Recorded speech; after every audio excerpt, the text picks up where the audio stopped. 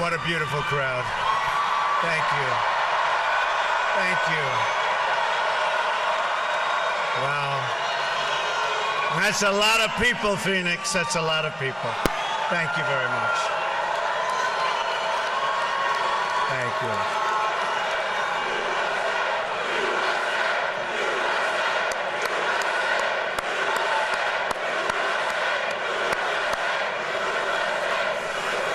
Thank you, Phoenix. I am so glad to be back in Arizona, a state that has a very, very special place in my heart. I love the people of Arizona, and together we are going to win the White House in November. Now, you know, this is where it all began for me. Remember that massive crowd also? So I said, let's go and have some fun tonight. We're going to Arizona, okay? Thank you. This will be a little bit different. This won't be a rally speech per se. Instead, I'm going to deliver a detailed policy address on one of the greatest challenges facing our country today: illegal immigration. I've just landed, having returned from a very important and special meeting with the President of Mexico, a man I like and respect very much, and a man who truly loves his country, Mexico.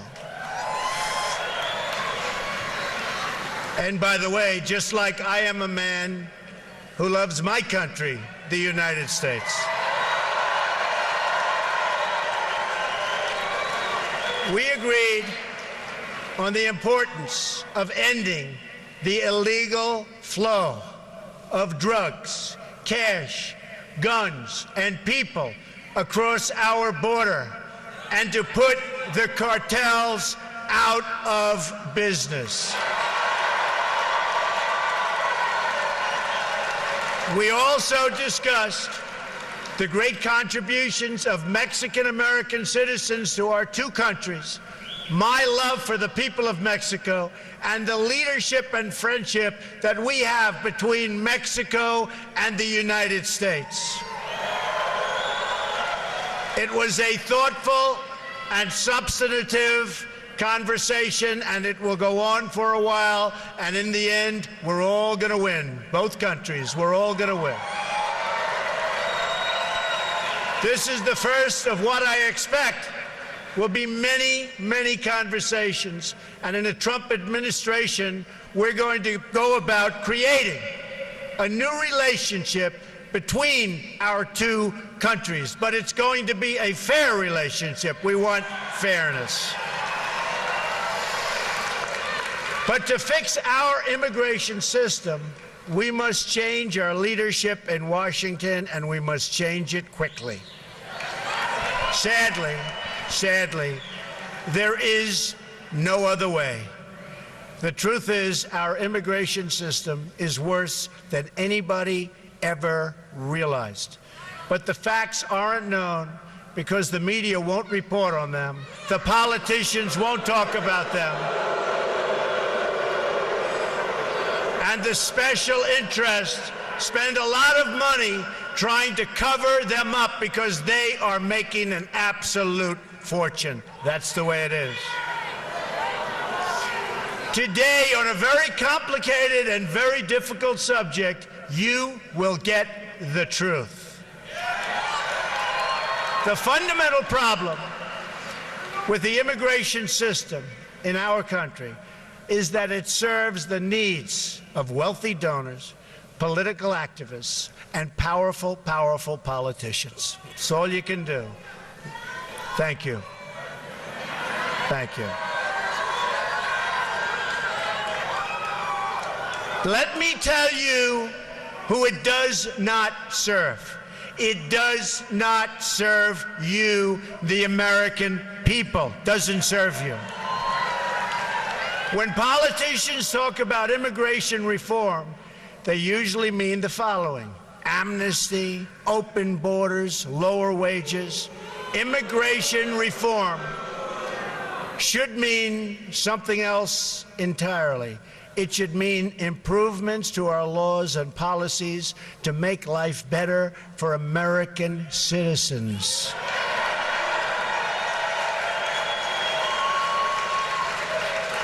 Thank you. But if we're going to make our immigration system work, then we have to be prepared to talk honestly and without fear about these important and very sensitive issues. For instance, we have to listen to the concerns that working people, our forgotten working people, have over the record pace of immigration and its impact on their jobs, wages, housing, schools, tax bills, and general living conditions. These are valid concerns expressed by decent and patriotic citizens from all backgrounds, all over. We also have to be honest about the fact that not everyone who seeks to join our country will be able to successfully assimilate. Sometimes it's just not going to work out. It's our right as a sovereign nation to choose immigrants that we think are the likeliest to thrive and flourish and love us.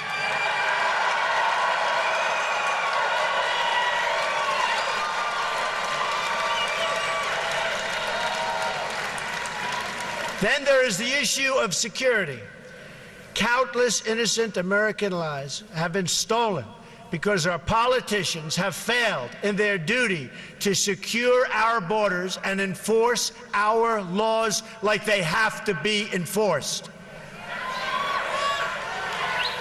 I have met with many of the great parents who lost their children to sanctuary cities and open borders. So many people, so many people, so sad. They will be joining me on the stage in a little while, and I look forward to introducing. These are amazing, amazing people. Countless Americans who have died in recent years would be alive today if not for the open border policies of this administration and the administration that causes this horrible, horrible thought process. It's called Hillary Clinton.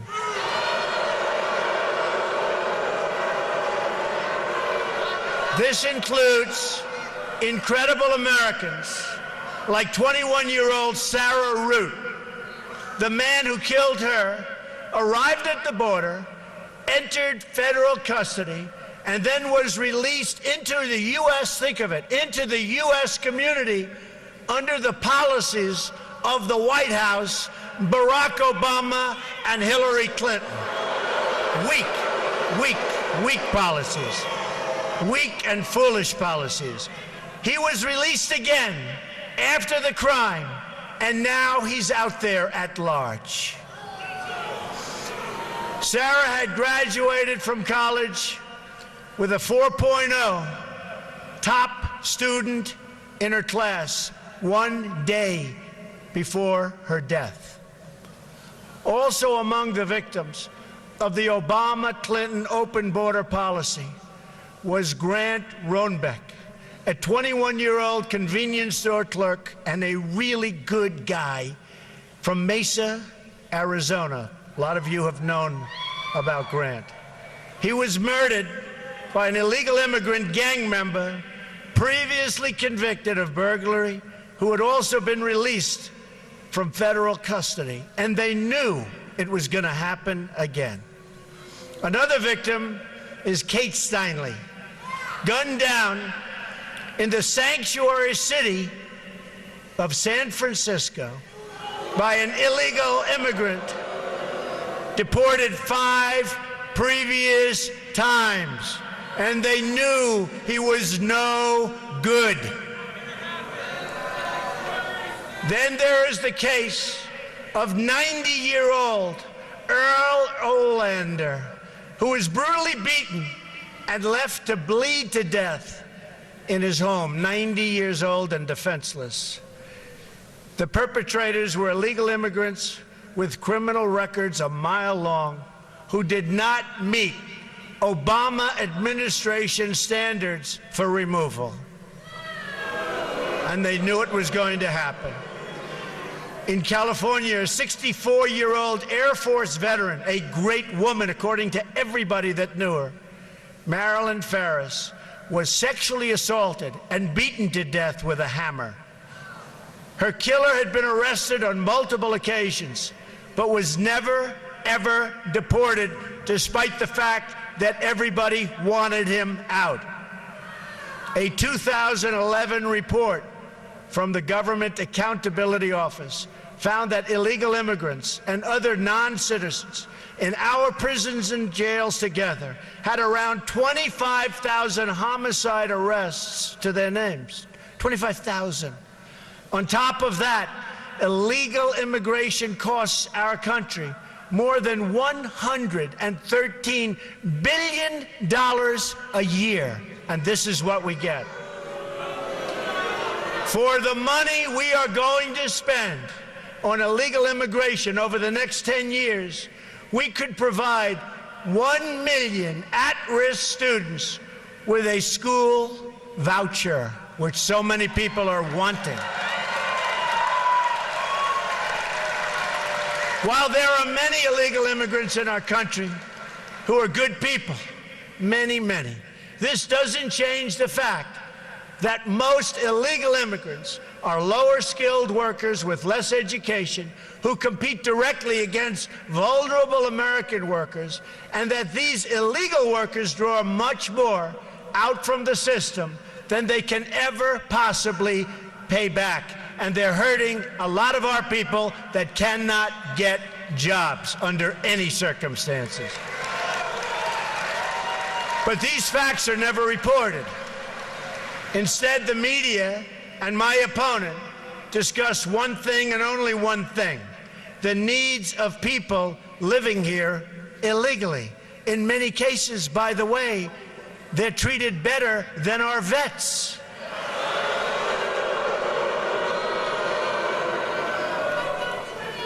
Not going to happen anymore, folks. November 8th, not going to happen anymore.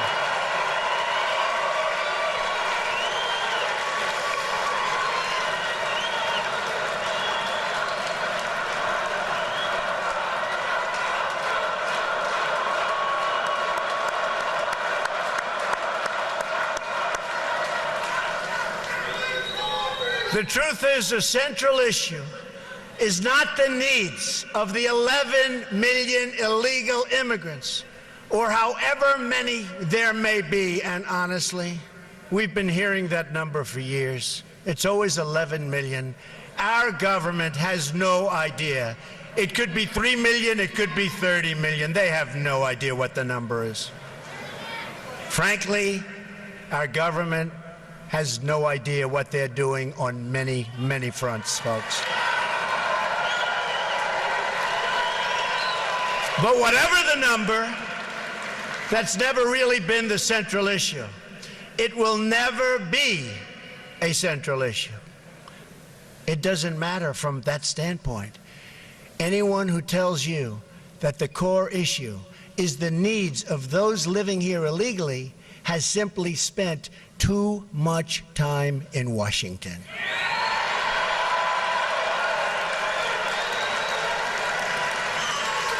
Only the out-of-touch media elites think the biggest problem facing American society, and you know this, this is what they talk about, facing American society today, is that there are 11 million illegal immigrants who don't have legal status. And they also think the biggest thing, and you know this, is not nuclear, it's not ISIS, it's not Russia, it's not China, it's global warming.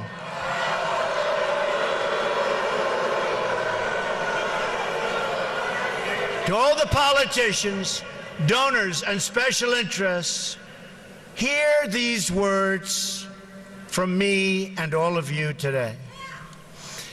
There is only one core issue in the immigration debate, And that issue is the well-being of the American people.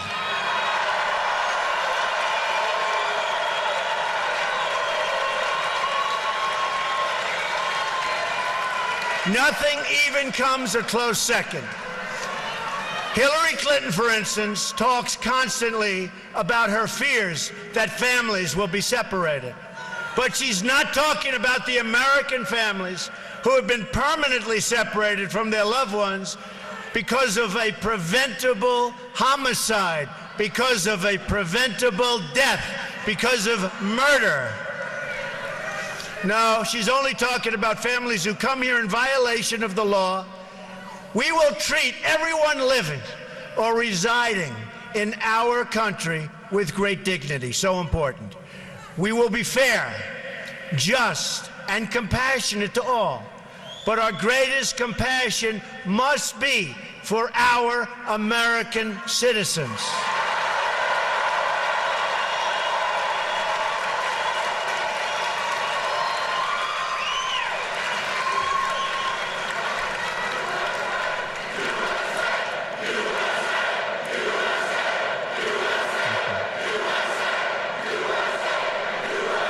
Thank you.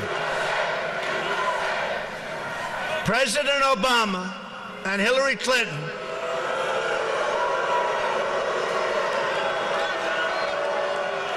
have engaged in gross dereliction of duty by surrendering the safety of the American people to open borders. And you know it better than anybody right here in Arizona. You know it.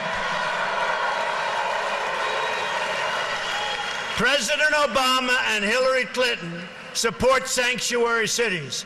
They support catch and release on the border. They support visa overstays. They support the release of dangerous criminals from detention. And they support unconstitutional executive amnesty. Hillary Clinton has pledged amnesty in her first 100 days, and her plan will provide Obamacare, Social Security, and Medicare for illegal immigrants, breaking the federal budget. On top of that, she promises uncontrolled, low-skilled immigration that continues to reduce jobs and wages for American workers, and especially for African American and Hispanic workers within our country, our citizens. Most incredibly, because to me this is unbelievable, we have no idea who these people are, where they come from. I always say, Trojan horse, watch what's going to happen, folks. It's not going to be pretty.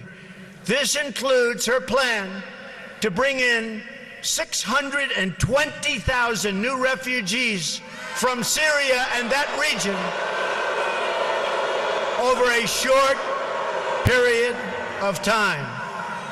And even yesterday, when you were watching the news, you saw thousands and thousands of people coming in from Syria.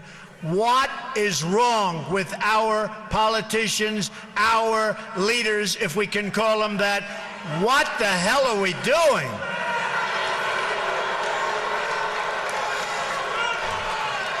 Hard to believe, hard to believe.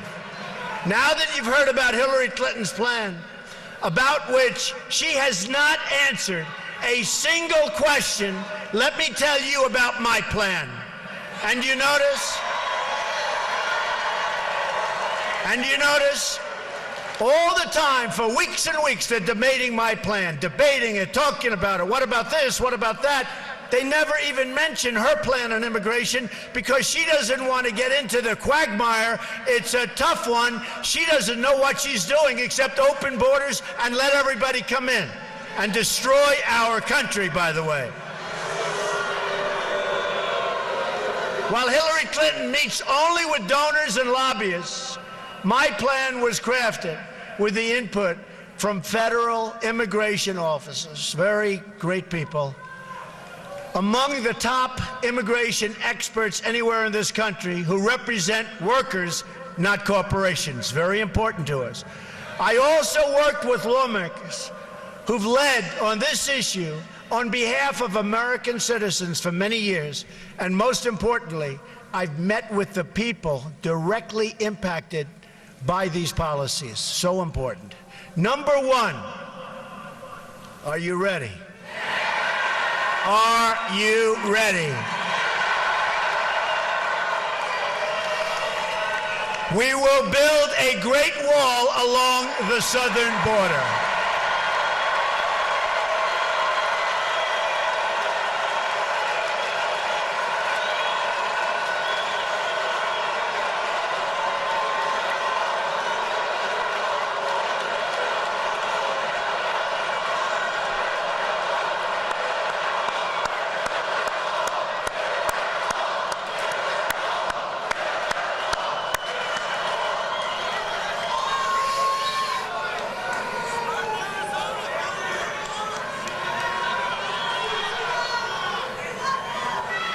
And Mexico will pay for the wall.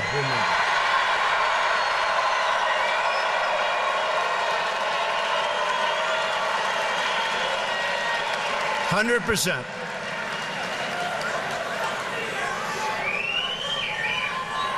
They don't know it yet, but they're going to pay for the wall. And they're great people and great leaders, but they're going to pay for the wall. On day one, we will begin working on an impenetrable, physical, tall, powerful, beautiful southern border wall. We will use the best technology, including above and below ground sensors, that's the tunnels. Remember that, above and below. Above and below ground sensors, towers, aerial surveillance, and manpower to supplement the wall, find and dislocate tunnels, and keep out criminal cartels. And Mexico, you know that, will work with us. I really believe it. Mexico will work with us. I absolutely believe it. And especially after meeting with their wonderful, wonderful president today, I really believe they want to solve this problem along with us, and I'm sure they will. Number two, we are going to end catch and release. We catch them, oh, go ahead. We catch them, go ahead. Under my administration, anyone who illegally crosses the border will be detained until they are removed out of our country and back to the country from which they came.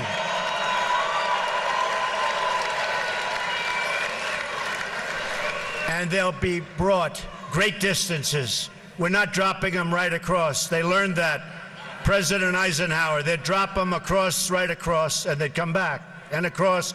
Then when they flew them to a long distance, all of a sudden, that was the end. We will take them great distances, but we will take them to the country where they came from, okay?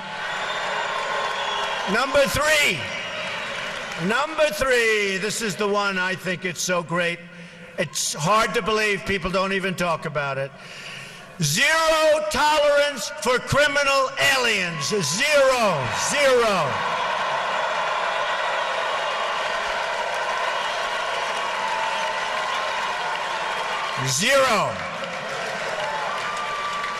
They don't come in here. They don't come in here. According to federal data, there are at least 2 million, think of it, criminal aliens now inside of our country. 2 million people, criminal aliens. We will begin moving them out day one, as soon as I take office, day one, in joint operation with local, state, and federal law enforcement. Now, just so you understand, the police, who we all respect, say hello to the police. Boy, they don't get the credit they deserve, I can tell you. They're great people. But the police and law enforcement, they know who these people are. They live with these people. They get mocked by these people. They can't do anything about these people, and they want to. They know who these people are. Day one, my first hour in office, those people are gone.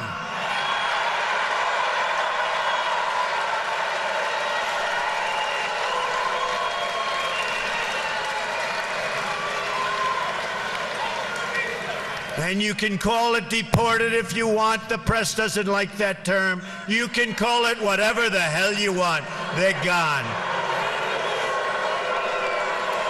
Beyond the 2 million. And there are vast numbers of additional criminal, illegal immigrants who have fled. But their days have run out in this country. The crime will stop. They're going to be gone. It will be over. They're going out fast. Moving forward, we will issue detainers for illegal immigrants who are arrested for any crime whatsoever, and they will be placed into immediate removal proceedings if we even have to do that. We will terminate the Obama administration's deadly, and it is deadly, non-enforcement policies that allow thousands of criminal aliens to freely roam our streets, walk around, do whatever they want to do, crime all over the place. That's over. That's over, folks. That's over. Since 2013 alone, the Obama administration has allowed 300,000 criminal aliens to return back into United States communities. These are individuals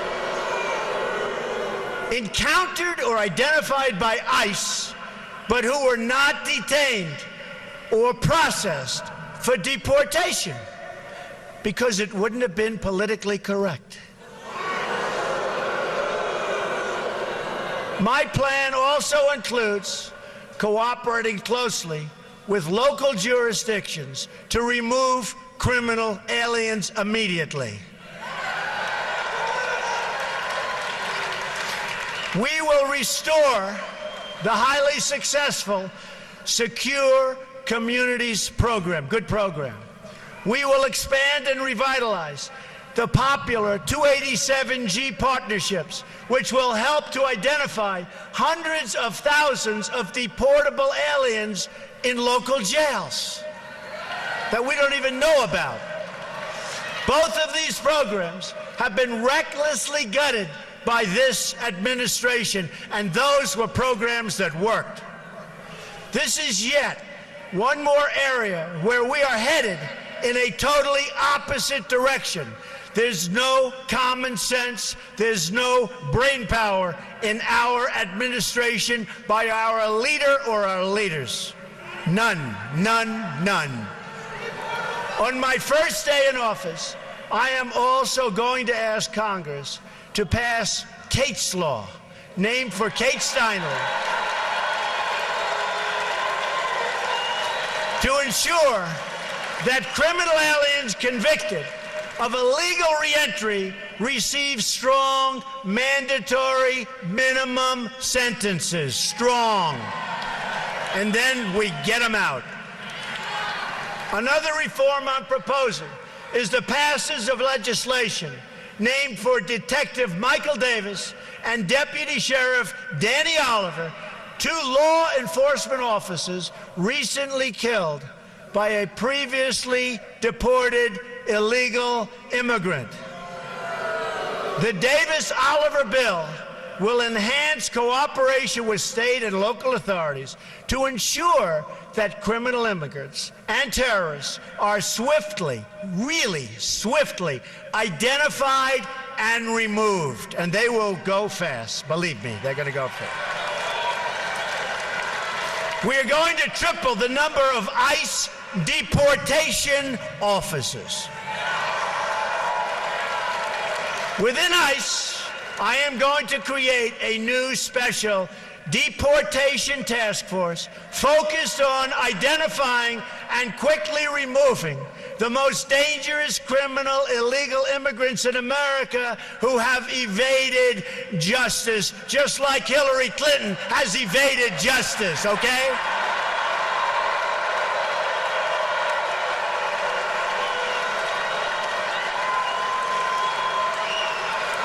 Maybe they'll be able to deport her.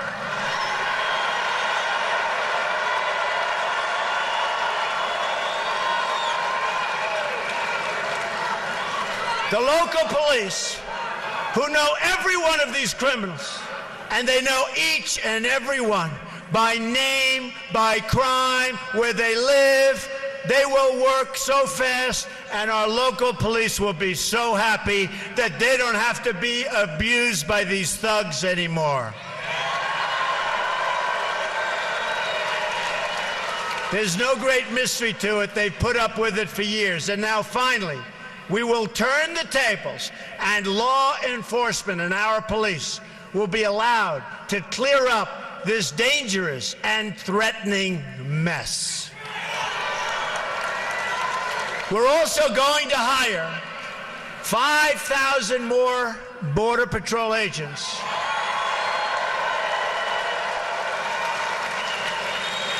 Who gave me their endorsement. 16,500 gave me their endorsement.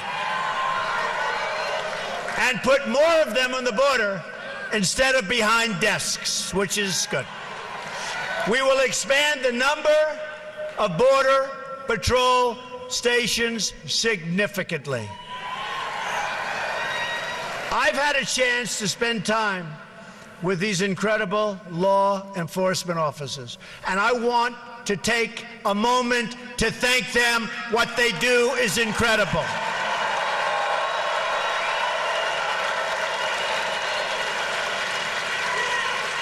And getting their endorsement means so much to me. More to me, really, than I can say. Means so much. First time they've ever endorsed a presidential candidate. Number 4, block funding for sanctuary cities. We blocked the funding. No more funding. We will end the sanctuary cities that have resulted in so many needless deaths.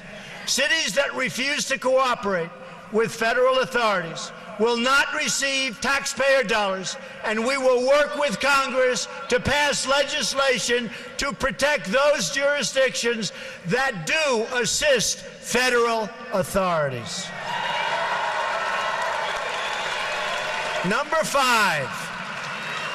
Cancel unconstitutional executive orders and enforce all immigration laws. We will immediately terminate President Obama's 2 illegal executive amnesties in which he defied federal law and the Constitution to give amnesty to approximately 5 million illegal immigrants. 5 million. And how about all of the millions that are waiting online, going through the process legally? So unfair. Hillary Clinton has pledged to keep both of these illegal amnesty programs, including the 2014 amnesty, which has been blocked by the United States Supreme Court. Great. Clinton has also pledged to add a 3rd executive amnesty. And by the way, folks, she will be a disaster for our country, a disaster. In so many other ways. And don't forget the Supreme Court of the United States. Don't forget that when you go to vote on November 8th. And don't forget your Second Amendment. And don't forget the repeal and replacement of Obamacare.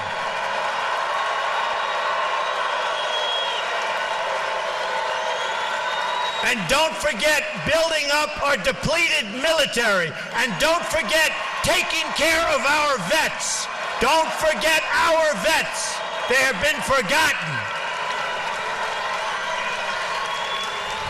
Clinton's plan would trigger a constitutional crisis unlike almost anything we have ever seen before.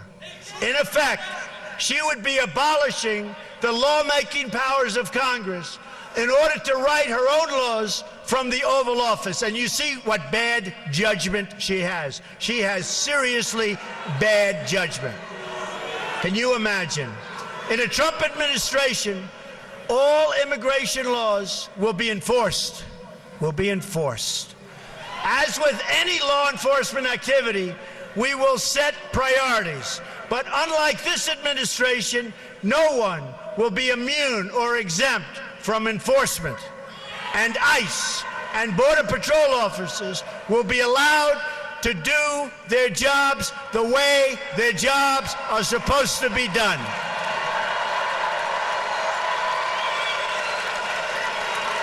Anyone who has entered the United States illegally is subject to deportation. That is what it means to have laws and to have a country. Otherwise, we don't have a country.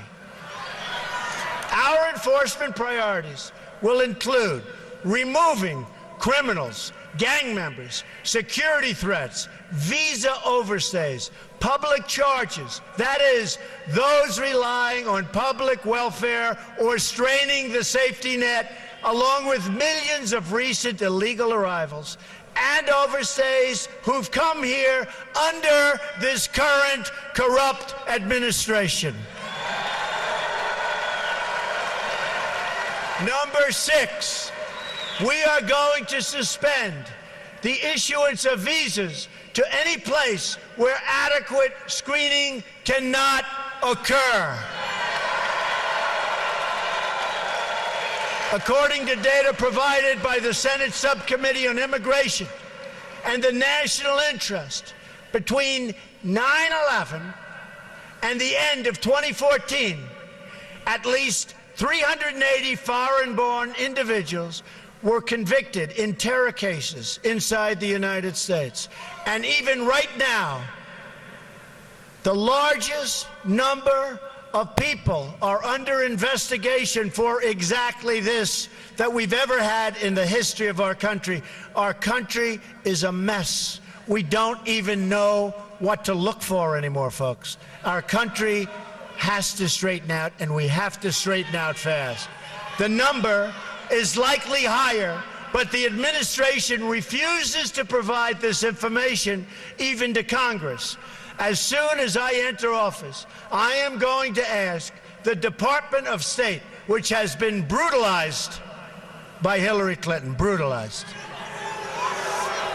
Homeland Security, and the Department of Justice to begin a comprehensive review of these cases in order to develop a list of regions and countries from which immigration must be suspended until proven and effective vetting mechanisms can be put in place. I call it extreme vetting, right? Extreme vetting. I want extreme. It's going to be so tough. And if somebody comes in, that's fine, but they're going to be good. It's extreme. And if people don't like it, we got to have a country, folks. Got to have a country. Countries from which immigration will be suspended would include places like Syria and Libya.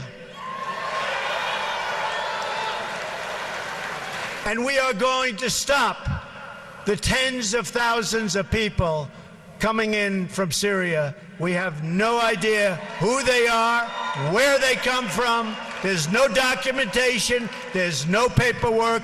It's going to end badly, folks. It's going to end very, very badly.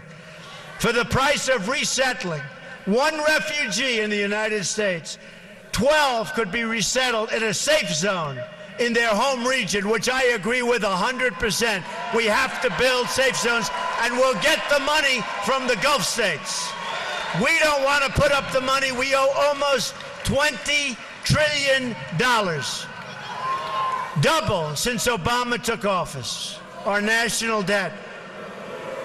But we will get the money from Gulf states and others. We'll supervise it. We'll build safe zones, which is something that I think all of us want to see.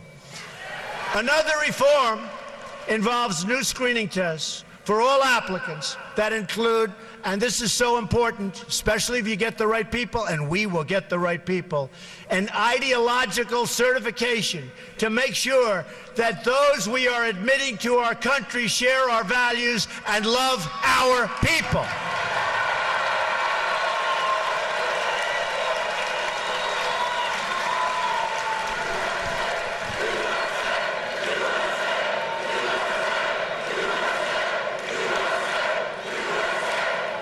Thank you. We're very proud of our country, aren't we? Really? With all it's going through, we're very proud of our country.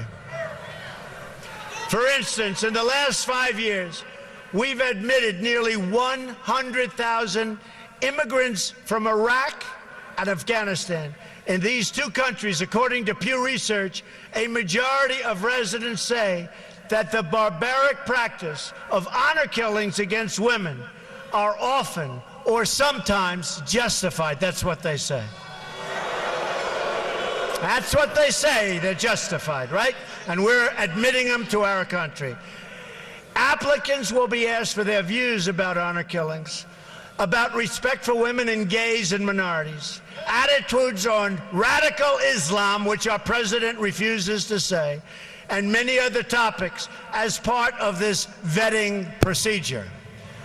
And if we have the right people doing it, believe me, very, very few will slip through the cracks. Hopefully, none. Number 7, we will ensure that other countries take their people back when we order them deported. There are at least 23 countries that refuse to take their people back after they've been ordered to leave the United States, including large numbers of violent criminals. They won't take them back, so we say, okay, we'll keep them. Not going to happen with me, folks. Not going to happen with me.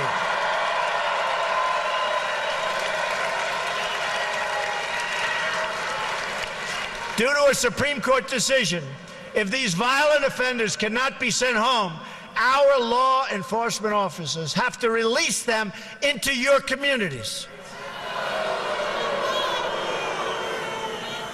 And by the way, the results are horrific, horrific. There are often terrible consequences, such as Casey Chadwick's tragic death in Connecticut just last year. Yet, despite the existence of a law that commands the Secretary of State to stop issuing visas to these countries, Secretary Hillary Clinton ignored this law and refused to use this powerful tool to bring nations into compliance, and they would comply if we would act properly. In other words, if we had leaders that knew what they were doing, which we don't.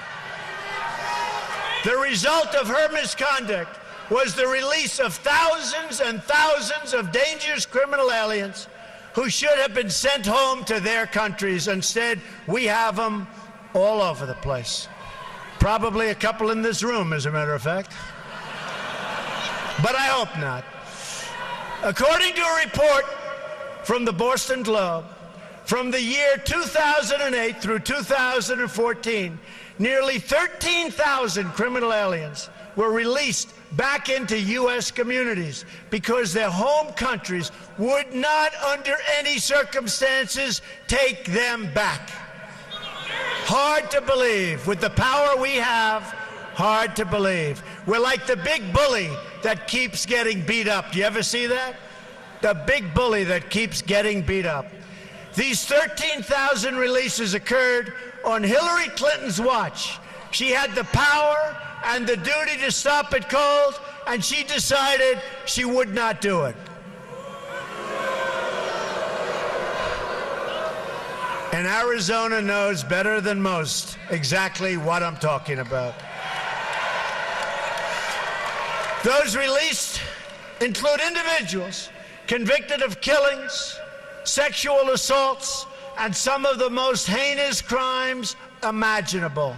The Boston Globe writes that a Globe review of 323 criminals released in New England from 2008 to 2012 found that as many as 30% committed new offenses, including rape, attempted murder, and child molestation. We take them. We take them. Number 8, we will finally complete the biometric entry-exit visa tracking system, which we need desperately. For years, Congress has required biometric entry-exit visa tracking systems, but it has never been completed. The politicians are all talk, no action, never happens, never happens. Hillary Clinton, all talk. Unfortunately, when there is action, it's always the wrong decision. Do you ever notice?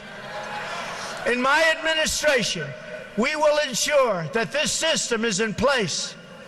And I will tell you, it will be on land, it will be on sea, it will be in air. We will have a proper tracking system. Approximately half of new illegal immigrants came on temporary visas and then never, ever left. Why should they? Nobody's telling them to leave. Stay as long as you want. We'll take care of you. Beyond violating our laws, visa overstays pose, and they really are a big problem, pose a substantial threat to national security. The 9/11 Commission said that this tracking system should be a high priority and would have assisted law enforcement and intelligence officials in August and September 2001 in conducting a search for 2 of the 9/11 hijackers that were in the United States on expired visas. And you know what that would have meant. What that could have meant. Wouldn't that have been wonderful, right? What that could have meant. Last year alone, nearly 500,000 individuals overstayed their temporary visas. Removing visa overstays will be a top priority of my administration.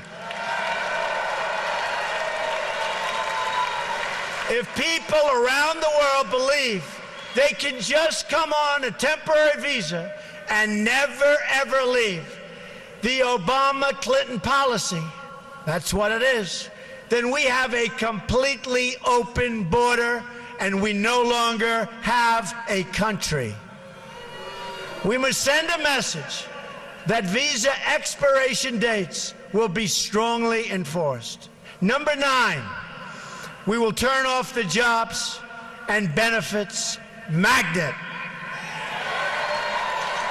We will ensure that E-Verify is used to the fullest extent possible under existing law, and we will work with Congress to strengthen and expand its use across the country. Immigration law doesn't exist for the purpose of keeping criminals out. It exists to protect all aspects of American life: the work site, the welfare office, the education system, and everything else. That is why immigration limits are established in the first place. If we only enforce the laws against crime, then we have an open border to the entire world. We will enforce all of our immigration laws.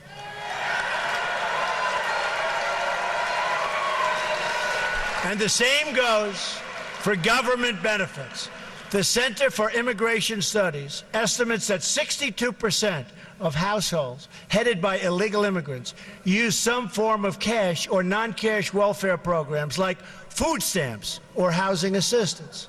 Tremendous costs, by the way, to our country, tremendous costs. This directly violates the federal public charge law designed to protect the United States Treasury. Those who abuse our welfare system will be priorities for immediate removal.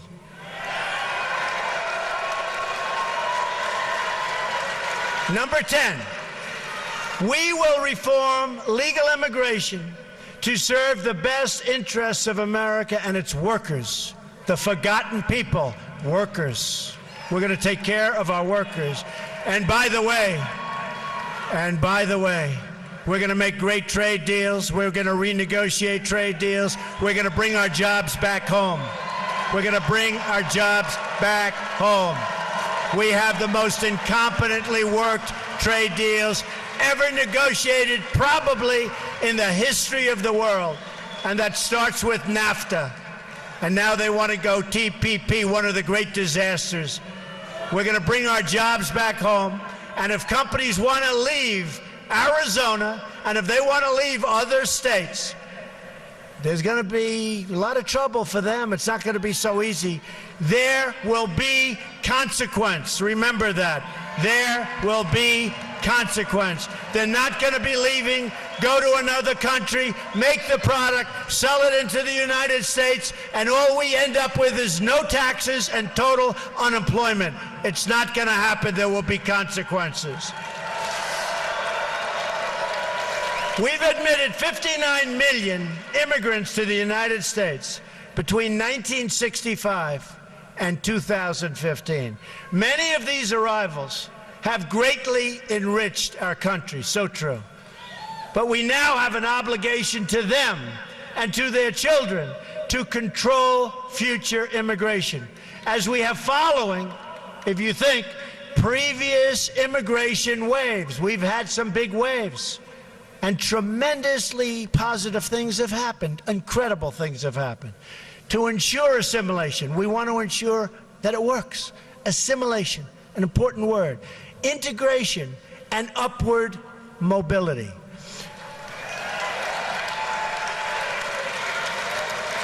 Within just a few years, immigration as a share of national population is set to break all historical records. The time has come for a new immigration commission to develop a new set of reforms to our legal immigration system in order to achieve the following goals: to keep immigration levels measured by population share within historical norms, to select immigrants based on their likelihood of success in U.S. society and their ability to be financially self-sufficient.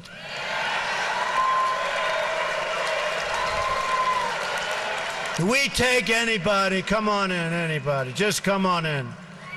Not anymore. You know, folks, it's called a two-way street. It is a two-way street, right? We need a system that serves our needs, not the needs of others. Remember, under a Trump administration, it's called America First. Remember that.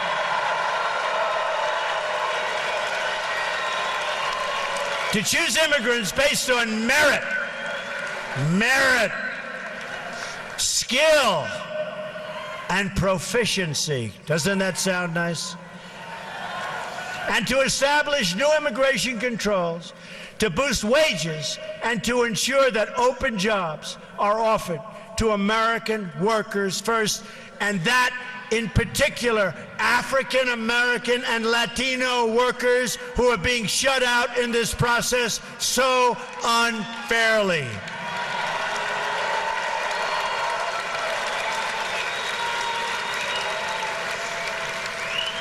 And Hillary Clinton is going to do nothing for the African American worker, the Latino worker. She's going to do nothing. Give me your vote, she says, on November 8th. And then she'll say, so long, see you in 4 years. That's what it is. She is going to do nothing. And just look at the past. She's done nothing. She's been there for 35 years. She's done nothing. And I say, what do you have to lose? Choose me. Watch how good we're going to do together. Watch. You watch. We want people to come into our country, but they have to come into our country legally and properly vetted and in a manner that serves the national interest. We've been living under outdated immigration rules from decades ago. They're decades and decades old. To avoid this happening in the future, I believe we should sunset our visa laws so that Congress is forced to periodically revise and revisit them to bring them up to date. They're archaic, they're ancient. We wouldn't put our entire federal budget on autopilot for decades, so why should we do the same for the very, very complex subject of immigration? So let's now talk about the big picture. These 10 steps, if rigorously followed and enforced, will accomplish more in a matter of months than our politicians have accomplished on this issue in the last 50 years. It's what's going to happen, folks. Because I am proudly not a politician, because I am not beholden to any special interest, I've spent a lot of money on my campaign, I'll tell you. I write those checks. Nobody owns Trump. I will get this done for you and for your family. We'll do it right. You'll be proud of our country again. We'll do it right. We will accomplish all of the steps outlined above.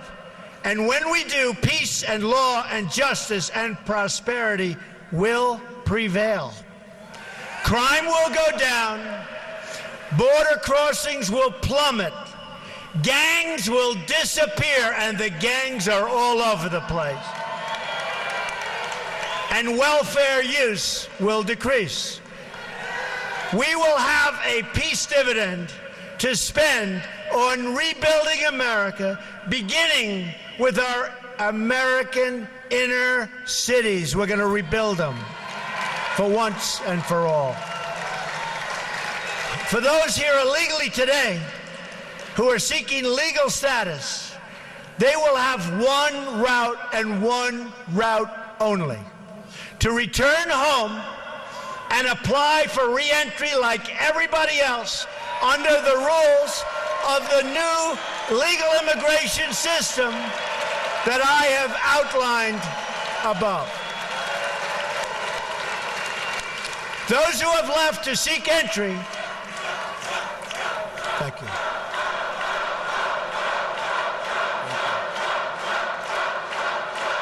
Thank you. Thank you.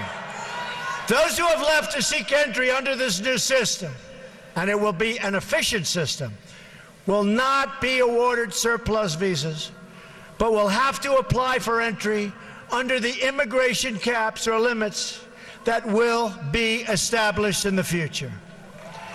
We will break the cycle of amnesty and illegal immigration. We will break the cycle. There will be no amnesty. Our message to the world will be this: you cannot obtain legal status or become a citizen of the United States by illegally entering our country. Can't do it.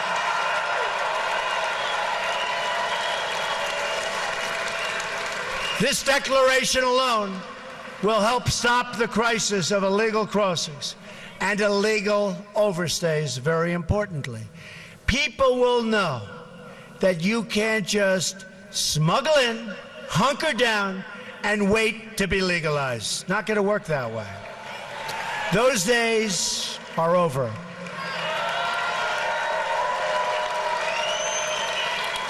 Importantly, in several years, when we have accomplished all of our enforcement and deportation goals and truly ended illegal immigration for good, including the construction of a great wall which we will have built in record time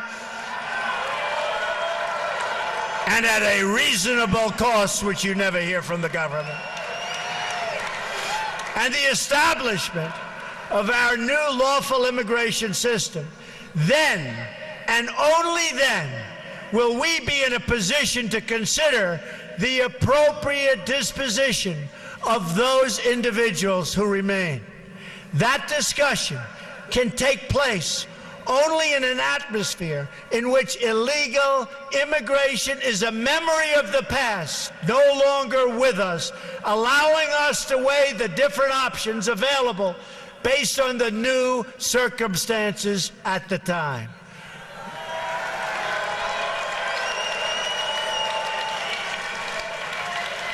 Right now, however, we are in the middle of a jobs crisis, a border crisis, and a terrorism crisis like never before.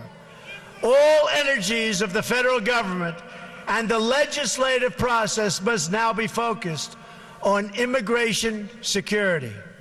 That is the only conversation we should be having at this time. Immigration security, cut it off. Whether it's dangerous materials being smuggled across the border, terrorists entering on visas, or Americans losing their jobs to foreign workers. These are the problems we must now focus on fixing, and the media needs to begin demanding to hear Hillary Clinton's answer on how her policies will affect Americans and their security.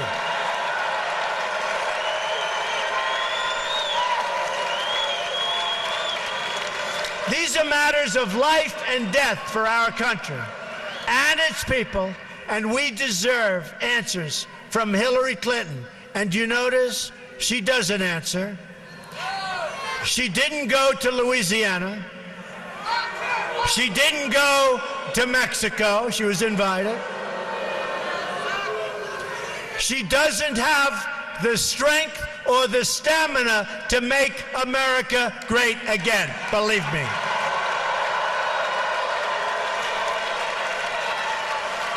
What we do know, despite the lack of media curiosity, is that Hillary Clinton promises a radical amnesty combined with a radical reduction in immigration enforcement. Just ask the Border Patrol about Hillary Clinton.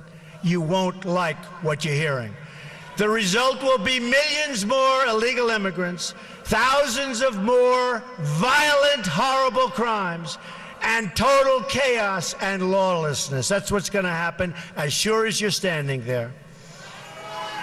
This election, and I believe this, is our last chance to secure the border, stop illegal immigration, and reform our laws to make your life better. I really believe this is it. This is our last time. November 8th. November 8th. You got to get out and vote on November 8th. It's our last chance. It's our last chance. And that includes Supreme Court justices and Second Amendment. Remember that. So I want to remind everyone what we're fighting for and who we are fighting for. I am going to ask, these are really special people that I've gotten to know. I'm going to ask all of the angel moms to come join me on the stage right now. These are amazing women.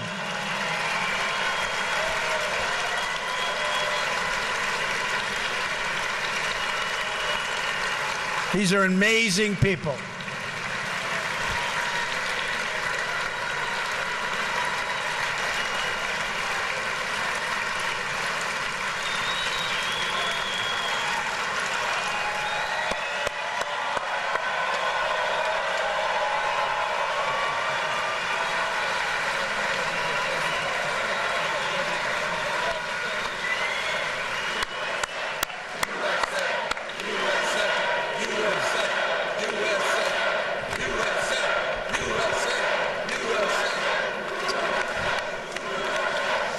I've become friends with so many, but Jamil Shaw, incredible guy, lost his son so violently.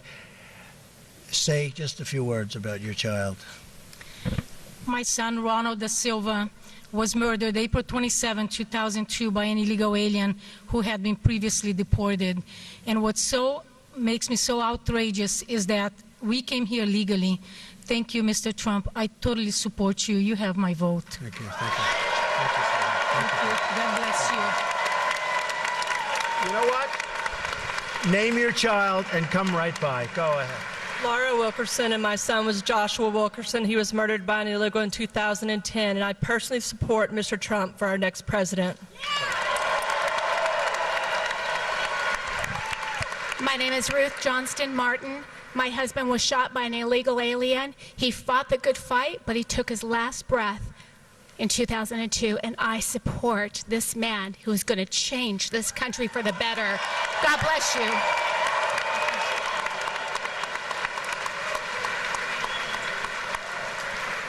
My name is Maureen Maloney, and our son Matthew Denise was 23 years old when he was dragged a quarter of a mile to his death by an illegal alien, while horrified witnesses were banging on the truck trying to stop him.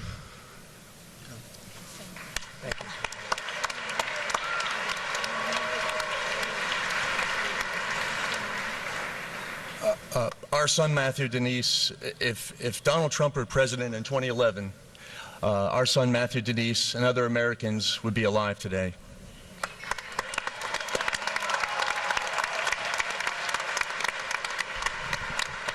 Thank you. My name is Kathy Woods. My son Steve, a high school senior, 17 years old, went to the beach after a high school football game. The local gang came along, 9 members.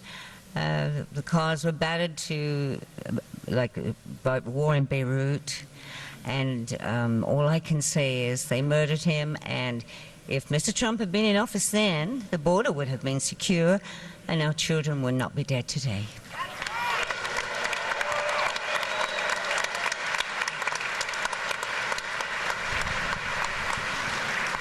Hi, my name is Brenda Sparks, and my son is named Eric Zepeda. He was raised by a legal immigrant from Honduras, only to be murdered by an illegal in 2011. His murderer never did a second in handcuffs or jail. Got away with killing an American.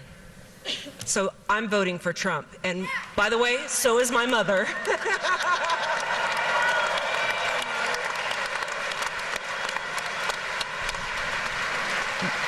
My name is Dee Engle. My cousin Rebecca Ann Johnston, known as Becky, was murdered on January the 1st, 1989 in North Little Rock, Arkansas. Thank you. And if you don't vote Trump, we won't have a country. Trump all the way.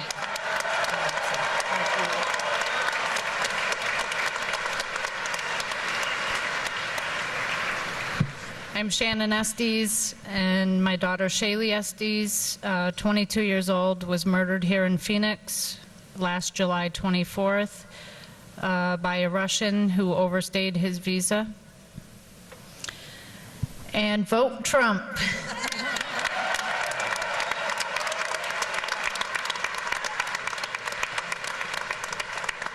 I'm Mary Ann Mendoza, the mother of Sergeant Brandon Mendoza, who was killed in a violent head-on collision May 12, 2014 in Mesa. Thank you. And I want to thank Phoenix for the support you've always given me. And I want to tell you what, I'm supporting the man who is the only man who's going to save our country and what we are going to be leaving our children.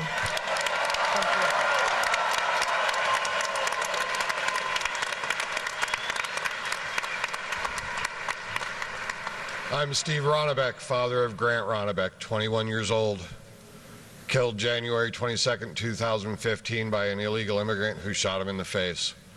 I truly believe that Mr. Trump is going to change things. He's going to fight for my family, and he's going to fight for America.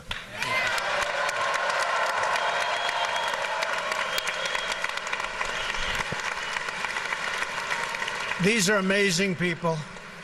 And I'm not asking for their endorsement, believe me that. I just think I've gotten to know so many of them and many more from our group.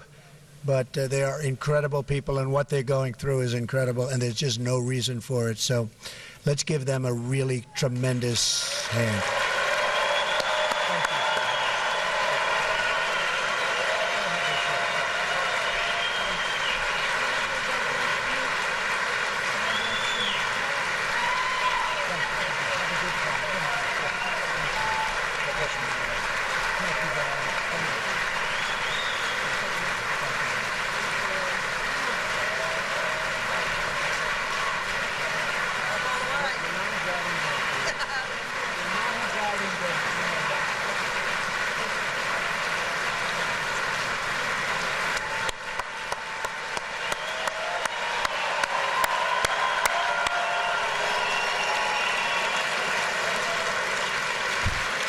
That's tough stuff, I will tell you. That is tough stuff. Incredible people. So now is the time for these voices to be heard. Now is the time for the media to begin asking questions on their behalf. Now is the time for all of us as one country, Democrat, Republican, liberal, conservative, to band together to deliver justice and safety and security for all Americans. Let's fix this horrible, horrible problem. It can be fixed quickly. Let's secure our border. Let's stop the drugs and the crime from pouring into our country. Let's protect our Social Security and Medicare. Let's get unemployed Americans off the welfare and back to work in their own country. This has been an incredible evening. We're going to remember this evening. November 8th, we have to get everybody, this is such an important state. November 8th, we have to get everybody to go out and vote. We're going to bring, thank you, thank you. We're going to take our country back, folks. This is a movement. We're going to take our country back. Thank you.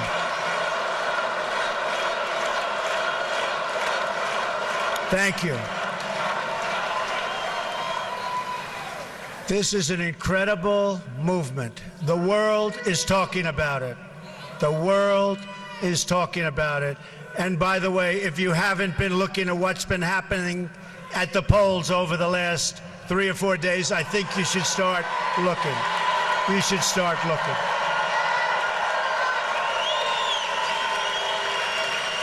Together we can save American lives, American jobs, and American futures. Together, we can save America itself. Join me in this mission. We're going to make America great again. Thank you. I love you. Thank you. God bless you, everybody. God bless you. God bless you.